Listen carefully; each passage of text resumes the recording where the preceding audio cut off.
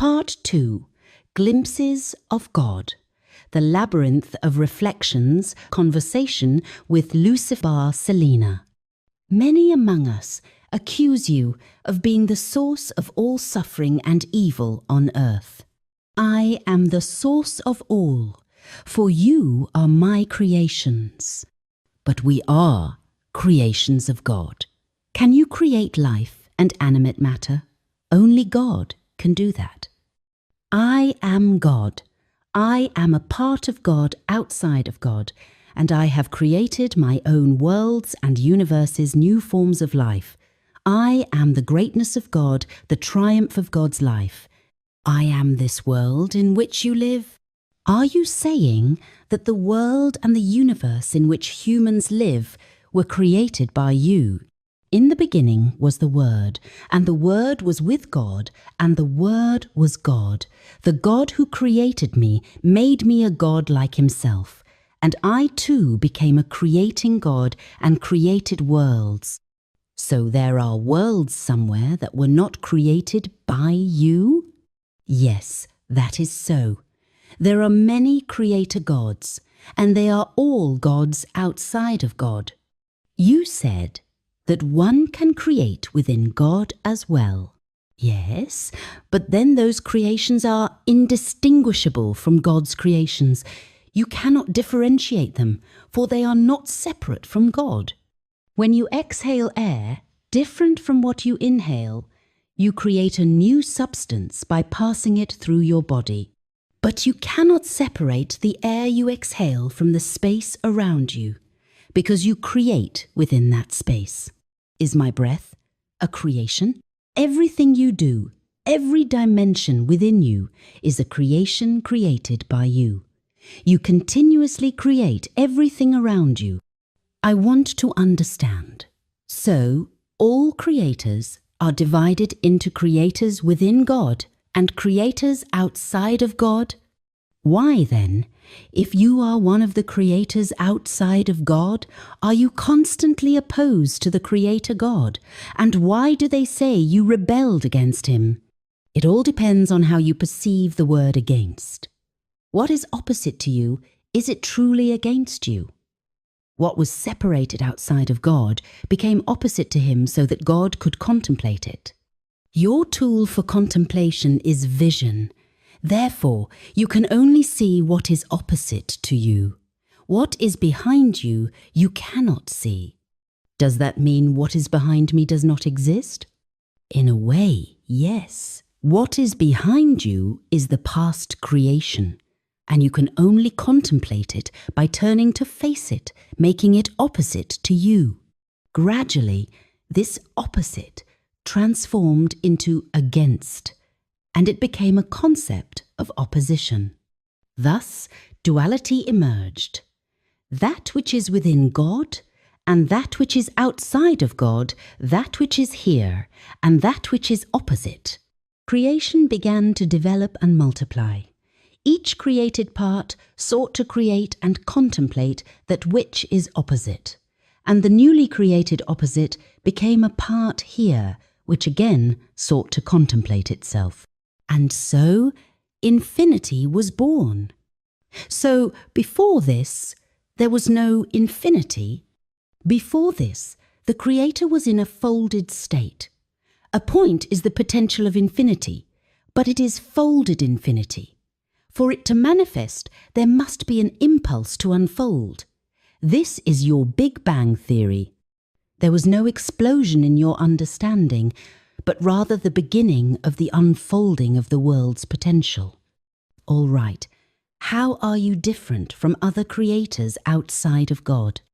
Here, too, it is different. All creators outside of God exist within me, as a single creator outside of God. Are you saying there are no other creators outside of God besides you?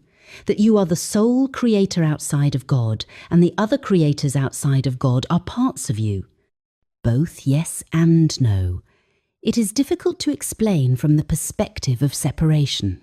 Everything that was separated outside of God for God to contemplate is God, and it cannot be otherwise, for all is God.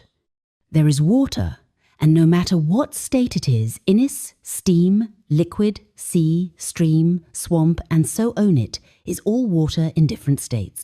Can you oppose ice and boiling water? To some extent, yes, because they have different characteristics. But both are simply water, and both states are essentially one. The same applies to the concept of God. Everything created outside the Creator is essentially Him, but it simultaneously possesses other, different characteristics. Different not from Him, but from each other. Thus, for something created to be distinct, a second something must be created that differs from the first, like ice from boiling water, since both are not different from the Creator, but are created opposite to Him for contemplation.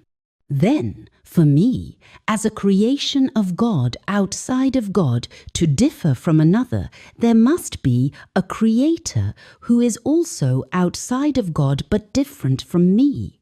I begin to create infinity within myself, and begin to separate a part of myself outside of myself for the contemplation of myself, just as God did.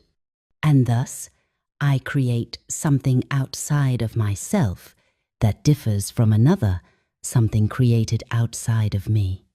But all these creations are essentially me, and I am essentially God.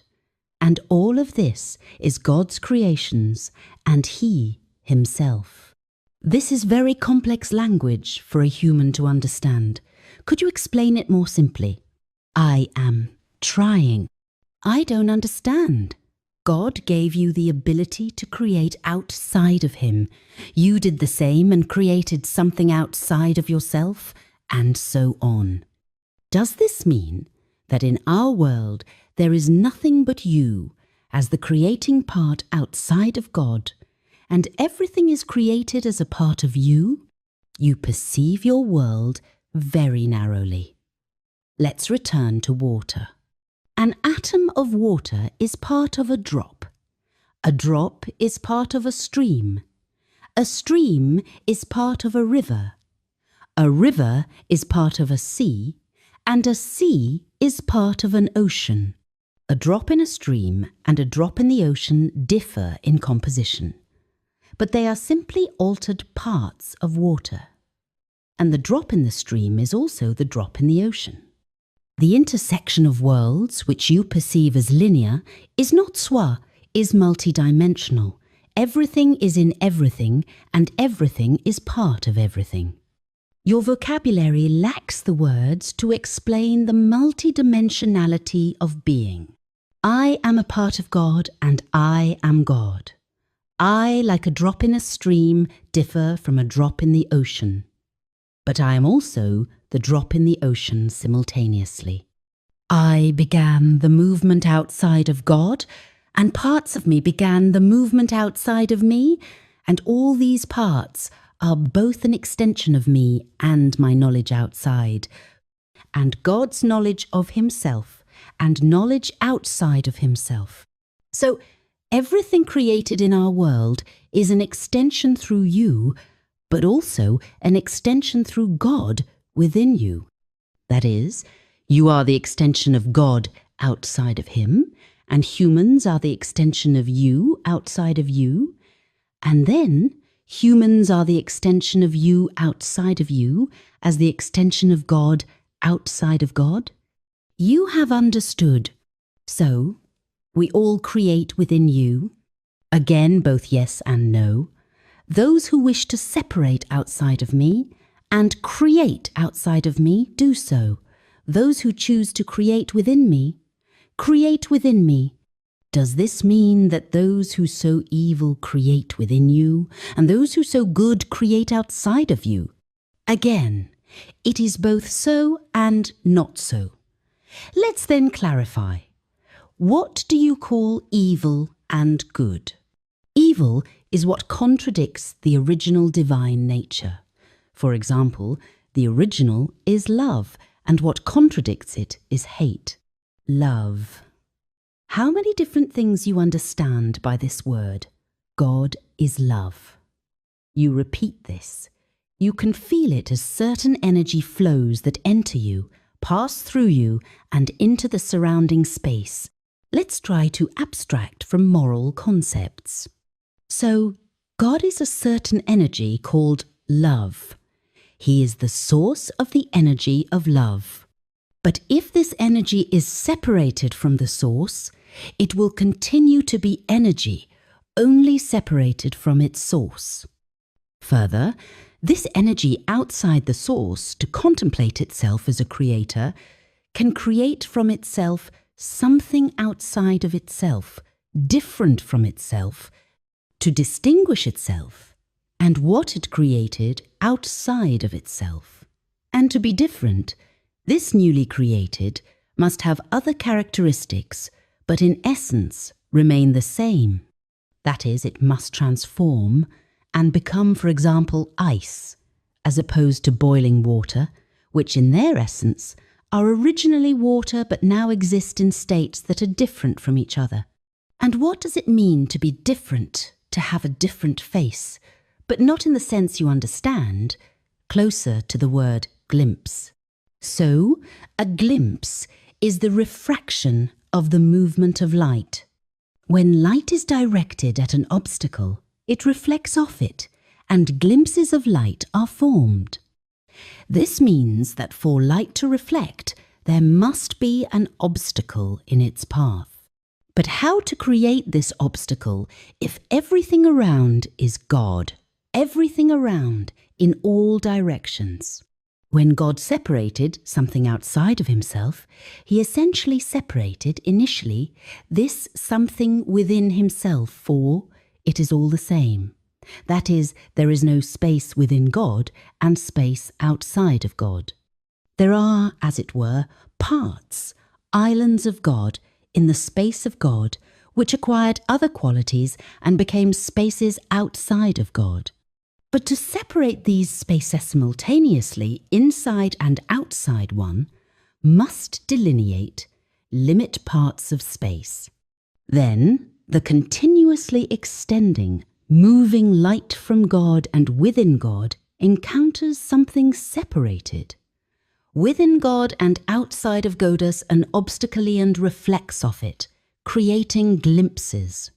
And these glimpses, divine faces, as reflected particles of divine light, begin to reflect in different directions, manifesting as light reflections of the image of God. And of course, the quality of these glimpses depends on the quality and structure of the reflecting obstacle. And each reflection, each glimpse, is different from the previous one. And thus, the unity of reflections of God and the diversity of divine faces, multidimensionality is created. All that is opposite is simply the refraction of the original, and this allows it to be distinguished from the original and contemplated. But the glimpse of the original is simply a reflection of the original. This means there is nothing but God and nothing but light. But there is a distinction from God the glimpse of God, and there is a distinction from light the glimpse of light. But then, where does evil come from? And what is evil? Yes, these are complex concepts for you. There is an obstacle reflecting the light of God. This obstacle, to reflect the light of God, must, as it were, stop and scatter it. What could this be? It could be something with a lower speed. That is something in which God, as light, vibrates at a lower speed. Then the light.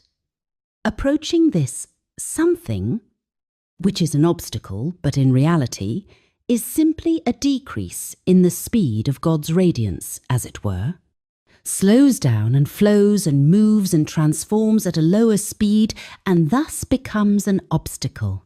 And then the light can reflect off it and create glimpses. The whole meaning and purpose of this process is to create glimpses, distinctions from God, his facets of radiance. Thus, Delaware End City was born. But for the glimpses to be different, there must be different obstacles. and thus different degrees of density of the movement of light. And so worlds of various densities were created as different barriers for the reflection of light, creating glimpses of God. So opposite is simply opposite, and difference is glimpses of light. This is important to understand. So what is evil in your understanding? That which produces or generates negative energy, pain, fear, hatred. These are many concepts at once. They are all reflections of what you call positive emotions. What is fear? It is the absence of information. When does a person fear? When they do not know what awaits them. A person fears death because they do not know that death does not exist and that they are immortal. Because they see others dying, because they do not know what will happen to them beyond the threshold of death, and so on. It is not your brain that knows. It is your entire being that knows. In every cell of your being, in every quantum of your light there are interconnections, and what you know is conditioned continuity. You know that you breathe. It is not your brain that knows.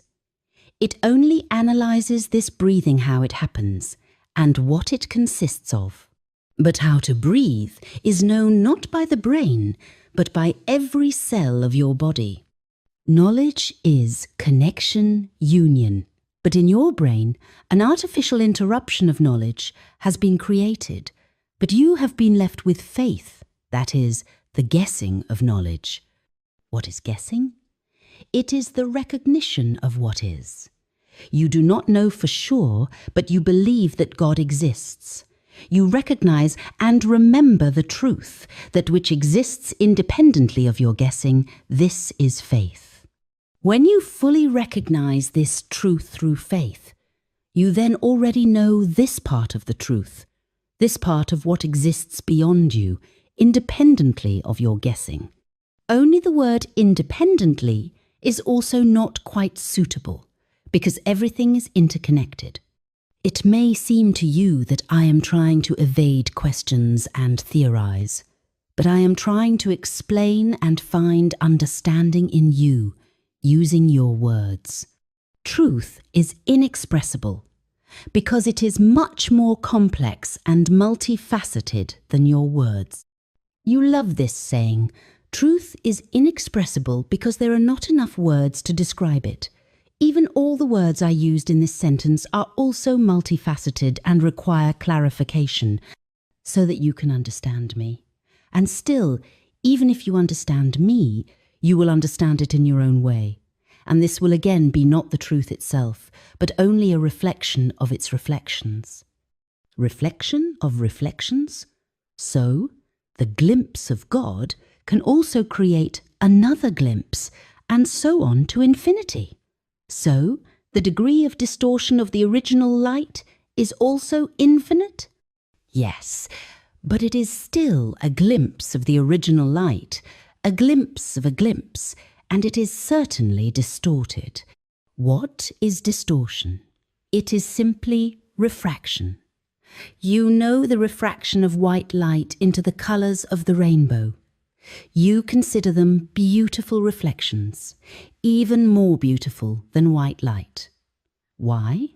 Because it gives you the opportunity to distinguish these glimpses and combine them into various variations, which are also countless, and thus to know the multiplicity. You do not consider the refraction of white light into rainbow hues distortion in a bad sense, do you?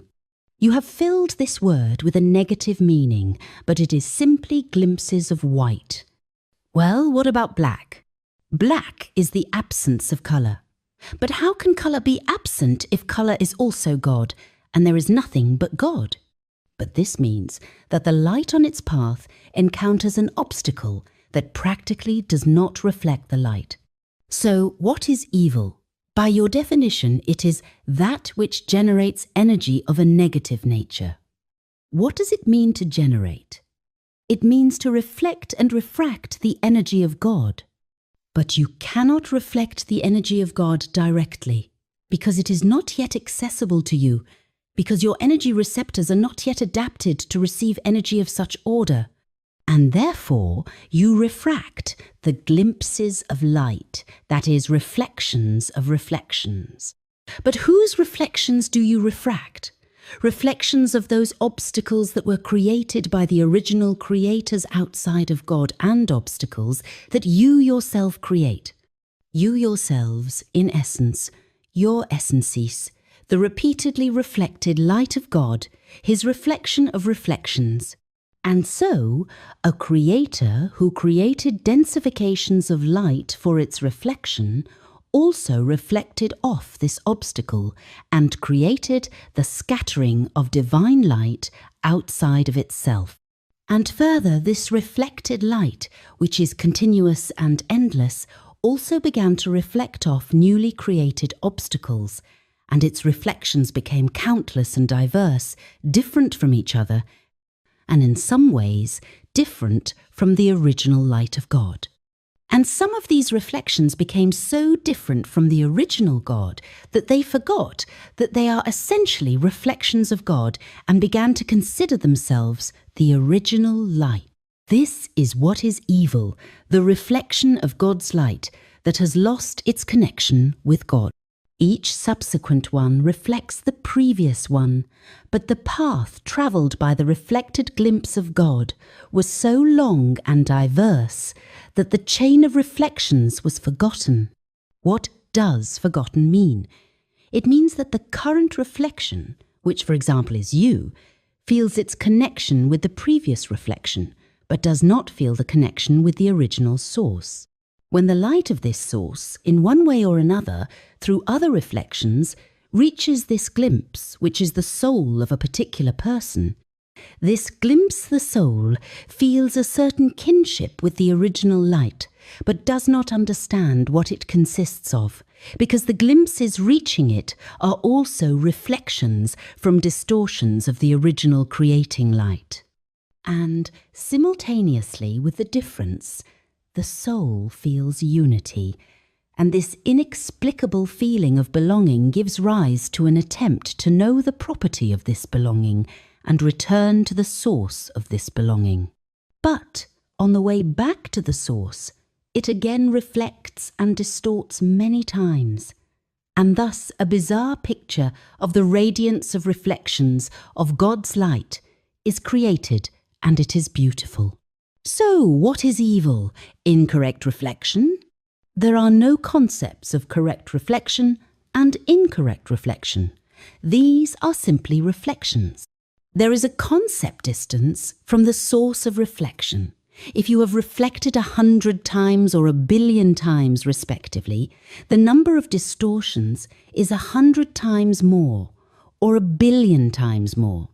So the more reflections, that is, the more the soul reflects or creates, the harder it is to return to God, since the distortions are great.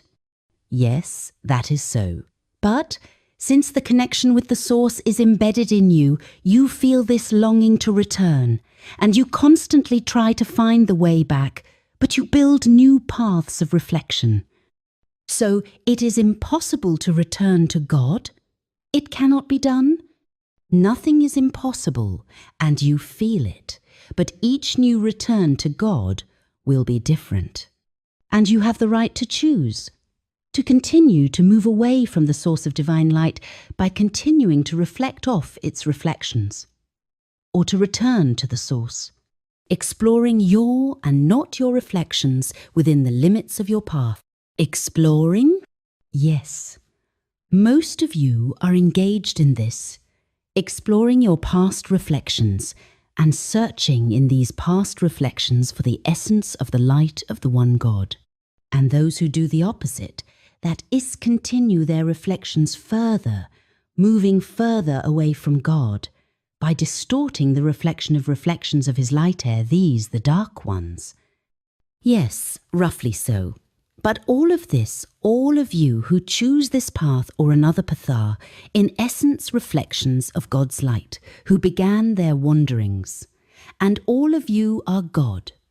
Then, in this system of explanations of the divine essence, there is a statement that we are all co-creators and can create our own universes and rise to the level of the Creator. The essence of God I cannot explain to you. It is inexplicable and unknowable. We can only talk about the qualities of God that we can perceive. And we understand that the essence of God is multifaceted and therefore inexplicable. For to know the essence, one must embrace it with one's perception. But this is impossible, for a part cannot comprehend the whole, but can only touch those parts of it that are nearby. And so we say that the essence of God is love, and the essence of God is light, and we try to tie this to our concepts of light or love, but they are far from the truth because we cannot comprehend its multifacetedness. As parts of God, created from God, we all, and you, possess all the qualities of God. Like water in the Oceanus, the same water as in a stream, and it has all the basic properties of water, but-altered properties. This means that the ability to create, that is to reflect and refract the light of Godis embedded in you, but in your essence, you can only reflect the light that reaches you as reflections of other creating essences, and there are countless of them, and not all are accessible to you now. You can reflect the reflections of other people, which you most often do, self-reflection of each other. But you have a huge choice to reflect reflections. For an infinite chain of reflections of God's light has been created.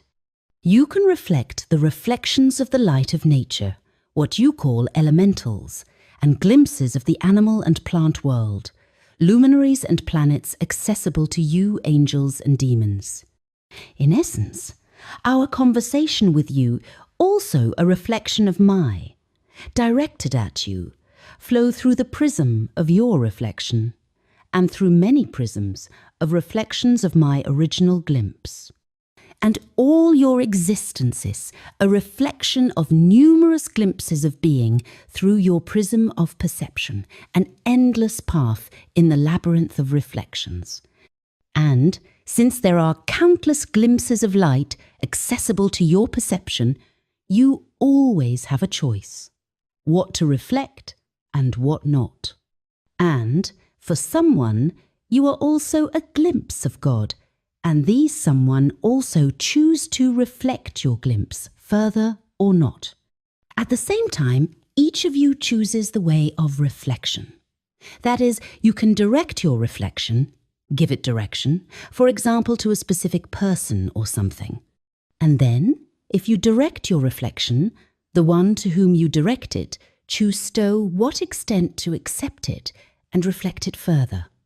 And thus, they either condense their filter of reflection or open it. And further, the path of this glimpse of reflection is unpredictable.